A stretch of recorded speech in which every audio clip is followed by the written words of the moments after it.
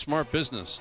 Like, you look at Dallas and the Cowboys and how they operate and what they're going to do with a very similar player who's looking for a new contract down there. They're going to wait. Jerry Jones generally always does. He sits back and he goes, I'm not doing it. I'm going to win the negotiation. Pittsburgh realizes they're not going to win this one. They need TJ Watt. He's worth the money. Pay him. Like, it kind of makes sense to me. Like, why wait this out? Why try to put your stake in the ground and save $1 million or $2 million over the course of the whole contract? Just pay the guy because he's such an important piece. Didn't Dallas do this with CeeDee Lamb and then just signed him in the end? Yep, and Dak. So, like, and Dak Prescott. What's the point? It's Jerry Jones. But you're not winning, so just optics? Well, yes. I think part of it is the show. Like, I do think an element of it is, the fact that Jerry Jones likes that people are waiting on him.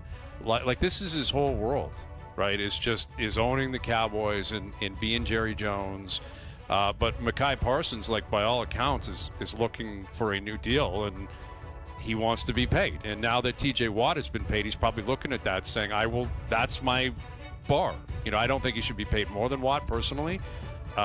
He's younger though, and he's probably thinking, all right, I want $38 million guaranteed a year, 39. And once one shoe drops, it's coming. You mentioned CeeDee Lamb. That's what happened in the past, where Justin Jefferson got paid.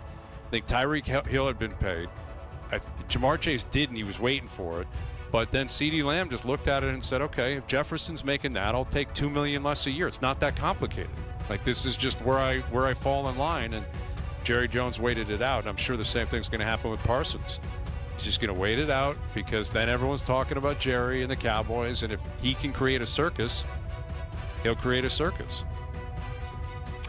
Yeah, and I get it. I think Micah Parsons is a really good player. But, it's interesting. You talk about the non-guaranteed contracts, and we're seeing, I think, in the last couple of years, teams moving towards, fully guaranteed for some players. Deshaun Watson, I think, was one. This one with TJ Watt. Like, they're getting a lot closer than they used to be. So I wonder if we don't get at some point in this league where top players are getting, if not the whole contract guaranteed, most of it, and then it kind of funnels through all the way to the bottom guy who's, not guaranteed at all. Because that really, what's there left to negotiate for a top player? If you know the money, I think it's that percentage of guaranteed money, which is ultimately your biggest thing you want to negotiate. That's what matters, certainly for the players, and it matters for the contract and the cap hits. And like the NFL contracts are complicated in terms of if you cut a guy, if you trade a guy, what it's worth, and how much dead money you have on the cap. And it's a complicated situation. But ultimately, in order for Aaron Rodgers and the Steelers to have success, they needed TJ Watt. He's there. Same thing applies with the Cowboys. Parsons got to be rushing the passer. He's got to be a machine on the defensive side of things. And he'll get his money. He'll get paid. He'll play.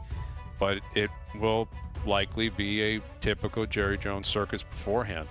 All right, so we're back in the swing of things with Major League Baseball. The San Francisco Giants in town tonight. What's interesting is because we've been in the All-Star break, I haven't been paying as much attention to the future. It's been more about what's been going on with the break, and we've been talking a lot about the trade deadline. But I think there's a good chance this is the last time we see Justin Verlander pitch in Toronto tonight, who's on the mound for the Giants. And he hasn't had a great statistical year. He doesn't have a great record. I think he's 0-7. Does he have a win? No, he doesn't. Still? He's 0-7. His numbers aren't horrendous. He's got like a mid to low 4 ERA, but he's still Verlander. Like, he's got the moxie. He's got the aura.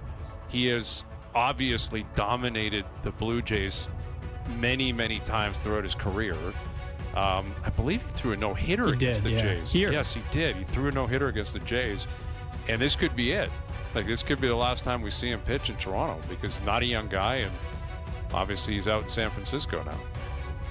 Kind of rough seeing these great stars at the end, just like kind of limp to the end. Mm-hmm. But like, you want to let them have whatever they want. Like, if you want to go out on top, Barry Sanders. But man, like, I think of like Peyton Manning at the end. It's like he can barely throw it 10 yards. That was really tough. He couldn't throw the ball down the field. It's just like he got replaced. Was it Paxton Lynch? Yeah, who replaced him, and he was brutal. And yet they were basically saying we have to replace Peyton Manning. He cannot continue to play. Did he end up going back in at the end and winning the Super Bowl? right? Like I believe he went out on top, and yet he could barely throw the ball. But that was all Von Miller. Well, and remember, he wanted to come back, I think. Yeah. And I think like nobody would sign him, if I'm remembering it right. Yeah, I think it was kind of awkward where basically the rest of the league had suggested this can't continue. You literally can't throw the ball anymore. Like his neck was so bad, his arm strength was so bad. And I don't think Verlander's there. Like I don't think it's painful to watch him pitch. But maybe in a perfect world, and I get it's not a perfect world, and I get you have to put forth your best roster, and they've set it up so Bassett will be on the mound for the Jays tonight. Scherzer going against Verlander tonight would have been really cool. Like that would have been very cool. Coming out of the break, Scherzer would have been ready. Could have timed them out that way. Again, I get why Bassett's going. Bassett should go. You're going to line up your rotation, according to plan. But the idea of these two who were teammates once in Detroit going at it one more time would have been pretty cool tonight. But yeah, Verlander on the mound, and we'll see what the Jays have in store. We'll get more into that with Steve Phillips coming up just after 5, and we'll come back and get into day 2 of the Open Championship, where Scotty Scheffler had himself a day. He is a solo leader at the Open Championship. Bob Weeks on that later this afternoon. It's going to be tough to beat him, dude. When he's in the mix, when he's in the mood, it will be very difficult to beat him. Yeah. When he wants to win? Basically, when he's in the mood to win. He doesn't know why he wants to win, but this one evidently, through 36 holes, he's decided he wants to win, and he's willing to play it out. So more on that. And Jonas, you missed out on the Dakota Joshua trade yesterday. We'll see where you stand on the Leafs after their big swing yesterday and their big acquisition with Dakota Joshua now officially a member of the Maple Leafs. So more on that still to come as well. Jason Strudwick in here with Jonas Siegel. I'm Brian Hayes. Overdrive continues. TSN 1050 and on TSN 2.